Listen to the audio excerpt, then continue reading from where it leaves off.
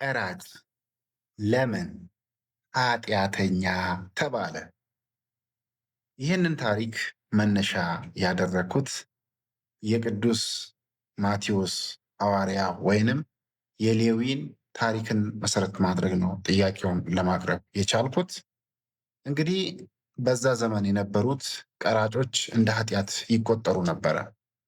ምክንያቱም በዚያ ዘመን ቀራጮች ለሮም መንግስት ገቢ ቢያደርጉ የስራው ስርዓት ግን ለግል ስግብግብነትና ለግፍ የተመቻቸ ነበረ። የሮም መንግስት የተወሰነ የገንዘብ መጠን እንዲከፍሉ የወሰነባቸውና ከዚያ በላይ የሚሰበስቡትን ትርፍ ሁሉ ለራሳቸው ስለሚቀር ህዝቡን በማስፈራራትና በማጭበርበር ካለባቸው በላይ ያስከፍሉ ነበረ።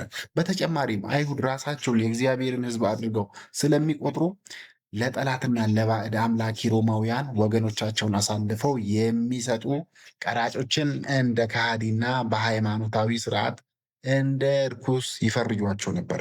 በዚህ ምክንያት በግፍ በሌብነት በክህደት ስራ ላይ የተሰማሩ ተደርገው ስለሚወሰዱ በወቅቱ ቀራጭና ኃጢአተኛ የሚሉት ሁለቱ ቃላቶች ተለዋዋጭ ተደርገው እስከ መወሰድ ድረስ የደረሱበት ነበረ።